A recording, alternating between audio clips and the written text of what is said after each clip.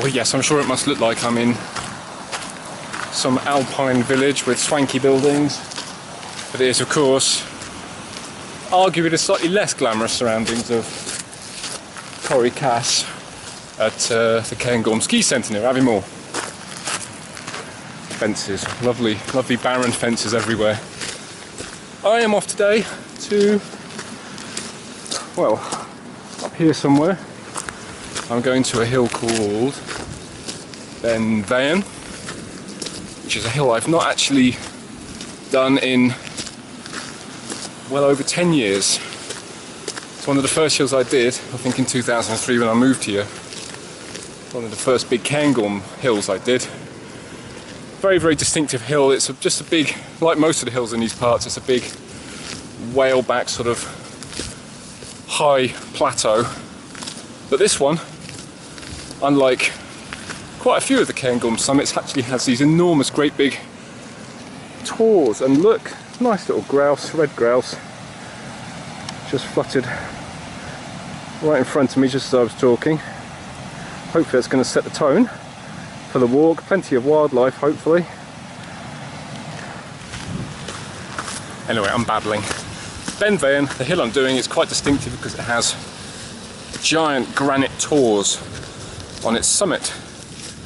Enormous things. You don't really get much sense of scale when you see them from a great distance, but when you get up close to them, they're 15, 16 meters high, I think, maybe more. Big things. We'll have a look when we get up there. Favourable forecast today. It's quite benign. Down in the car park just now I was getting midged to death. Everyone that says that the East Coast doesn't get midges is talking out their arse. It's worse on the West Coast, but you definitely get them here, especially when it's very still, like it is today. Anyway, the first section, I suppose, of this walk takes me up in what is a ski centre, is this sort of great big bowl. This is essentially the northern corries. There's a load of corries plonked along here, and they're called the northern corries. And this is one of these corries. This is Corrie, in which the ski centre nestles. Cairngorm, the actual summit of Cairngorm, is up there. And I'm going up to the top of this little notch up here. And then I'm going to head over the shoulder of Cairngorm, over a high plateau, and then down into a very, very spectacular place, the Loch A'an basin, which is a remote, stunning, wild, beautiful place. And then we'll head up to Beinn Mheadhoin. You can see there's lots of these things everywhere, looking a bit shriveled and brown, adding a touch of brown to most of the landscape. Not so long ago, maybe only 3 weeks ago, maybe a bit more, this would have been bright yellow. This is a plant called bog asphodel, which goes sort of a very, very bright yellow-orange colour and adds a splash of colour to many a highland glen in the middle of summer. But this time of year, at this altitude, most of it's gone over.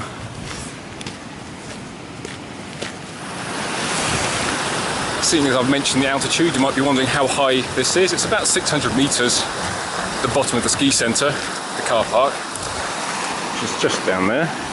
And this lovely thing here is the funicular railway, which runs people from the base station down there up to the top station, which isn't at the top of Cairngorm. I think if you're a pedestrian, you're still not allowed out, I think, at the top, unless it's on a guided tour, or maybe you're allowed to go up the roped path up to the top of Cairngorm, but generally they restrict access to the summit plateau for people who just pay to go up on the train, because there's all kinds of concerns about the volume of footfall on what is a very, very sensitive upland Arctic environment. But also I think there's concern about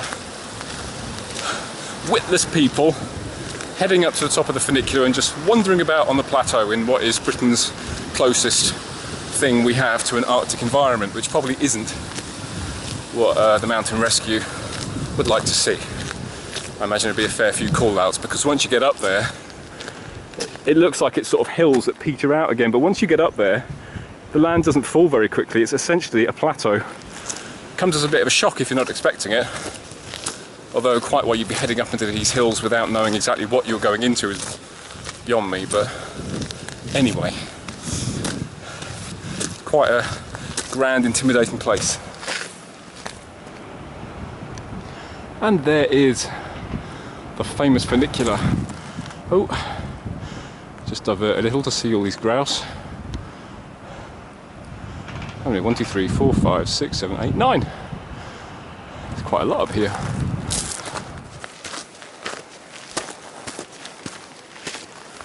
It's not the most glamorous start to a walk. I've been walking for about 20 minutes, and it takes half an hour or so, if not more, to get out of the ski centre. But being a very high car park does have its advantages. So it does make access easy for what are otherwise very high hills. If it wasn't here, there's not really any other easy way to get up to the tops.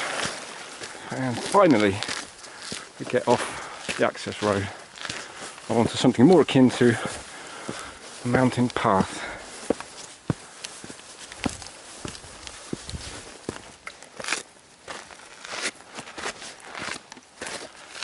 Well, just pulling up into the upper reaches of Corrie now, and this is the head wall of the Corrie, which is the sort of where it terminates and it's at its steepest.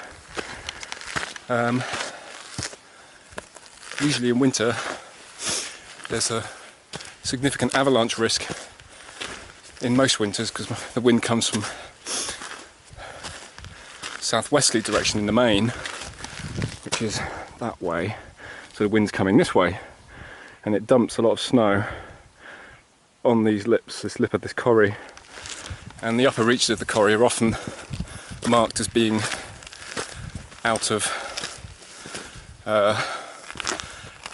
bounds for skiers and boarders because of the avalanche dangers. I think back in whichever year, was it 2009 or 2010, whichever one had the heavier snow, they had to actually use dynamite like they do in the higher ranges in the Alps in North America. Had to use dynamite to explode the snow to shift it because there was so much built up over there. Anyway, that's where we're going, up there. It's deceptive, it never looks that far, but I was here just the other week and coming down here, and it always amazes me how long it takes to get from up there down to the ski centre. It feels like it's no distance at all, just down there. But there's nothing to gauge scale, as is usually the case in the Scottish hills. No trees, and there's no people up there that I can see to give me a sense of scale. So the path comes up onto the shoulder and then goes up. Lovely sky.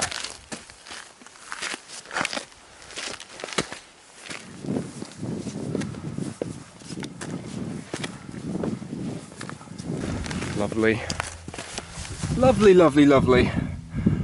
God knows how long that's been there, banana skin.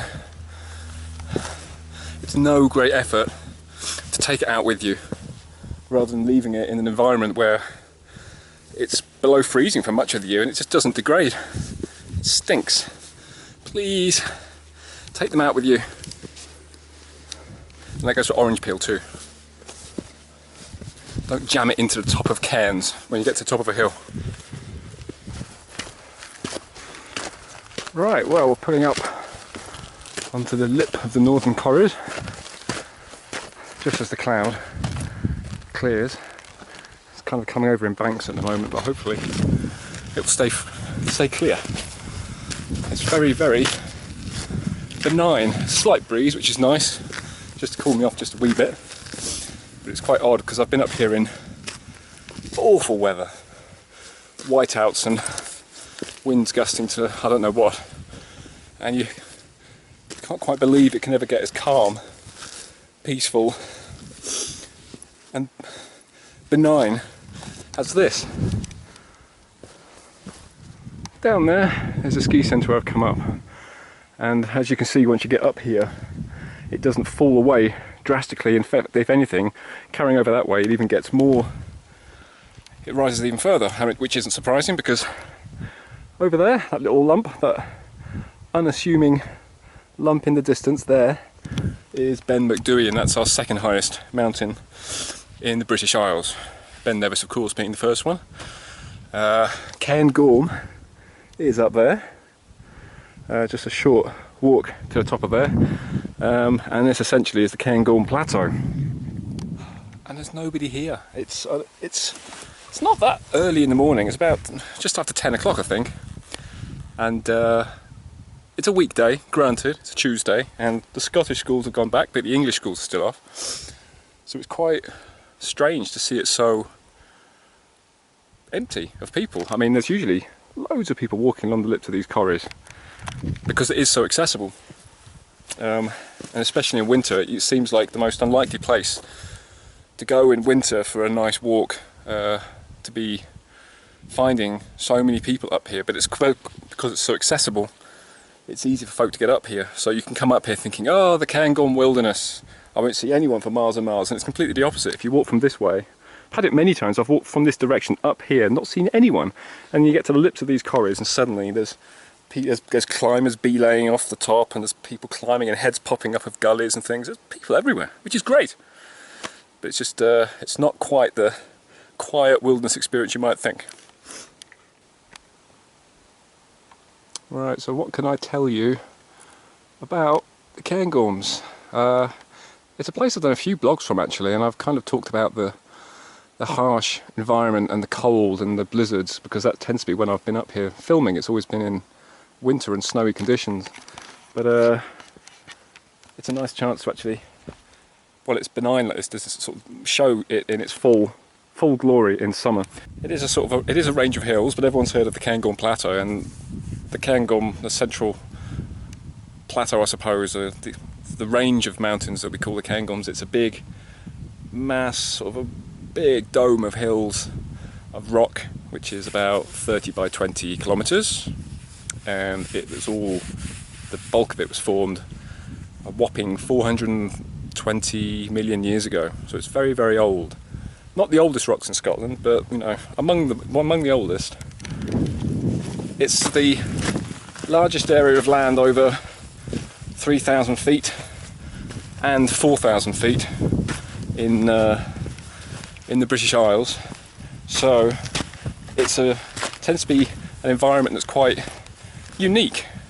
It's the closest thing we have to an Arctic alpine environment. The temperatures can be quite subdued here most of the year round, and as you can see, there are snow patches lingering, which hopefully will last through to the next snows when they come. It has already been snowing up on the highest tops. It was snowing on Beinn Nevis a couple of weeks ago, and when I was up on Leargach last week, in fact, it was sleeting.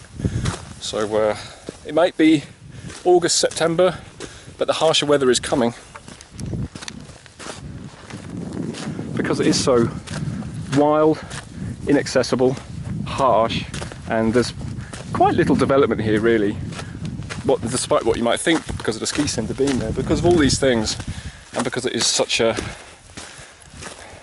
good environment for the kinds of creatures that might be persecuted or be adversely affected by human impacts elsewhere.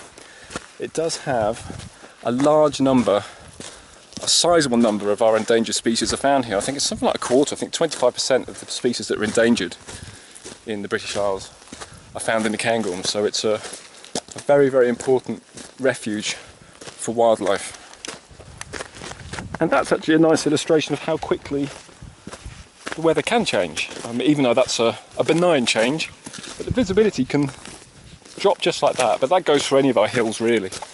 But because it is so, the distances are huge anywhere you go in here, and you can see why there's concern in the ski centre about people coming up here from the funicular and just going for a stroll, because I mean there's nothing that way for miles and miles and miles. So if you haven't got a compass, you don't know where you're going, or you don't want to walk into the wind because it's howling and you need to just get into safety, you're going to walk away from the wind, you're going to go down there perhaps. And if you haven't got a compass, you've got no idea where you are. And bad things do happen here. People do die here every year, getting caught out. Cairngorm, which gives the range its name, Cairngorm means blue cairn, and I think the word the Cairngorms, I've read that the Cairngorms as a general term for these hills is only quite a recent thing. It's only in the last few hundred years, apparently, because their proper name for the range is the Monarua, the Red Hills. Conversely, the hills on the other side, over that way, the other side of the A9, the Mona Lea, the Grey Hills. Grey Hills and the Red Hills, anything but the Blue Hills. So it seems quite strange that somehow Cairngorm has given its name to the other hills in a way that doesn't necessarily describe them, apparently. I read all that somewhere. And where we're going is this hill here. It's a big long ridge, less of a ridge, more of a plateau, like most of the hills are, and you can see how there's little bumps on the top. I say little bumps, they look little from here, but they're actually quite big once you get up to them. Those are the tors, the big granite tors, and one of those is the summit proper, so hopefully have a nice scramble up that later. But we're going to head over here, down into the Loch A'an basin, which is down here, and then there's a loch up here. Loch, well, I've tried to find places online to find out what the proper pronunciation is. Etchachan. Can't believe it's that simple. That's how it reads. The names around here are never that simple. But I know people do call it that. Whether that's right or not, I don't know, but everyone seems to know it as that, so Loch Etchachan, which is over there. And then the access to the hill is just up this slight slope here. And then I think I might just spend a lazy hour or so up at the top before heading back pretty much the same way. I'll come up another corrie. This is a corrie here, and there's another one over here, so I'll go down this one, round, up, and then back up the next corrie. Just can't believe there's no one around. It's fantastic. So rare to get it all to yourself.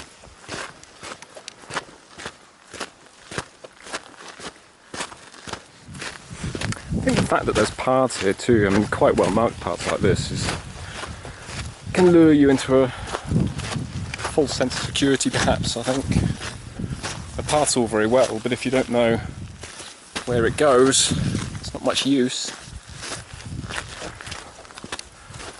But it is a serious place to go walking, especially down in this little dip in this basin we're going to. There's no mobile reception here.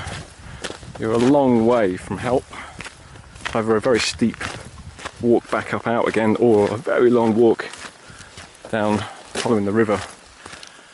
So yeah, not the place you want to have an accident.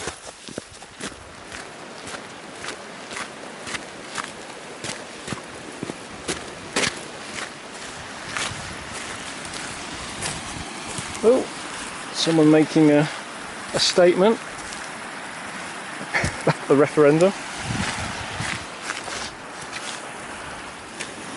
Surely that's the highest canvassing of anyone that anyone's managed in the whole referendum campaign, surely.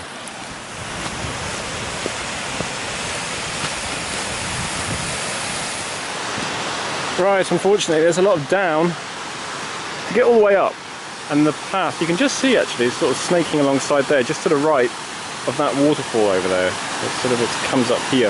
I have to go all the way down. That's Loch A'an, and down in the darkness down there. What about this though? I mean, there's still, hasn't actually been heavy rain for quite a while, but it rained a lot. There was insanely heavy rain about 10 days ago, and then for weeks before that. And there was bridges washed away on the other side of these hills in Glenderry. There's some key bridges which are used to cross rivers at critical points, which have been completely washed away. So there was heavy rain, so the hills are still emptying of all this water. They can retain a lot of moisture even up here, so it's still quite a torrent, and it's quite impressive where you just think going straight down like that. Sort of used to burns just winding their way down, but this one's not wasting any time, is it? It's just going straight down like that. I'll nab some water from it in a bit.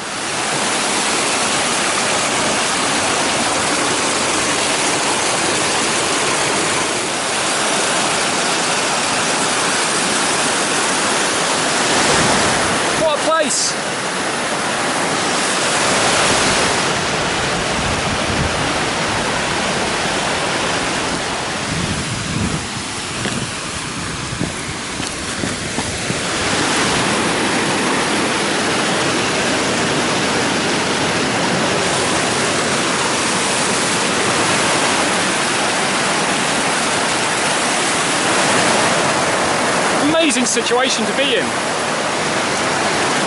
Oh, here we go. There's bog asphodel there that hasn't quite gone over. You see how it's this lovely, lovely yellow.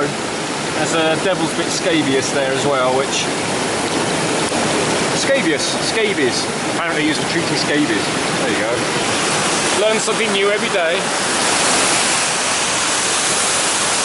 Lovely. I can feel the cold coming off it. It's really warm in the sun. Very warm in the sunshine, but I can feel that wonderful cold coming off. You know, you get big volumes of water falling off somewhere, the cold, like little microclimates form. Wonderful. What a place. I've been up and down some of these paths that come down to Loch A'an, but I've never actually been up or down this one. I've walked along the side of the loch, and actually I did try to come up here once. I was trying to get to the top of Cairngorm, I seem to recall, and this was completely filled with snow and spindrift, and I can hear things falling, so I didn't come up here. But it gives you a sense of what a different place it is in winter, when this freezes, and then this is just all filled with snow. As the wind blows snow in here, snow will readily accumulate in places like this. Almost got a bit of a wildlife meadow type thing happening here. There's a small tortoiseshell butterfly, and all of these, well, that's all this devil's bit scabious, but there's lots of harebell as well. Scottish bluebell. Lovely, lovely late summer flower.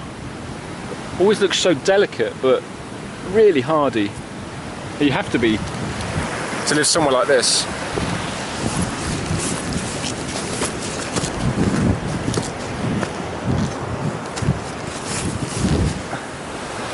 Well, there we are. A very, very wonderful Loch A'an, which is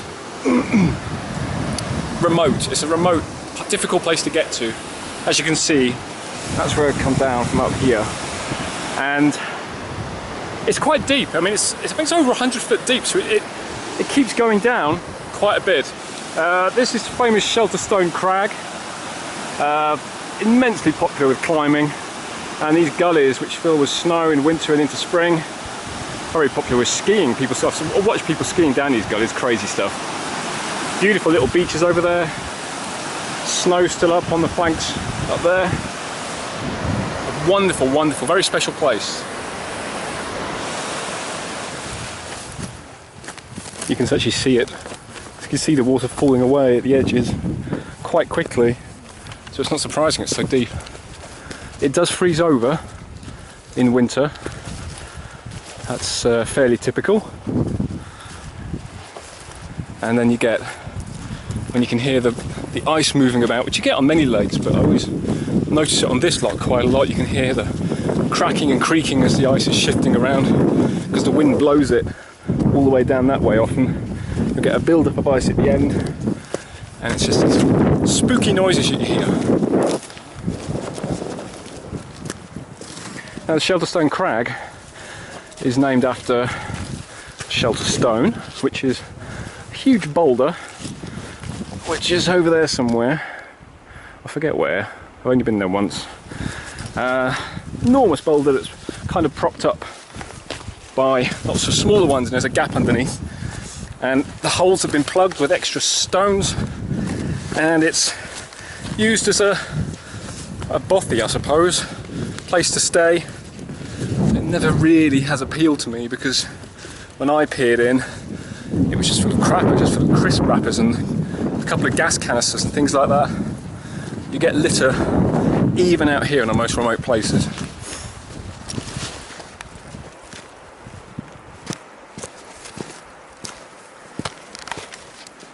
How is this for a little beach? How about that? I know it's hardly the Caribbean, but I know which one I'd rather sit at. Oh, that's lovely. What a beauty. My way back up, once I've been up there, will be up here, up this one, so it means going up the path a bit and coming up, and that again leads to the northern corries. But for now, just crossing this and heading up this track here.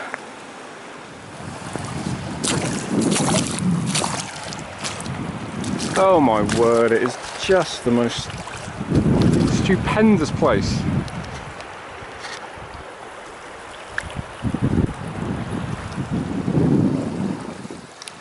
It's incredible.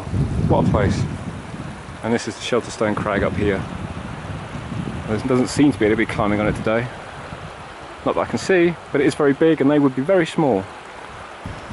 The Shelterstone is just there. That one with the rocks on top. And you can see how they've filled it in with a bit of stone.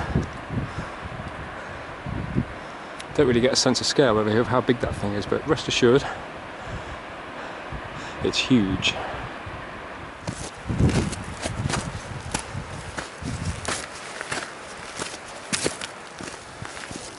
Oh, rising high above the loch now. That was the path in, down this gully.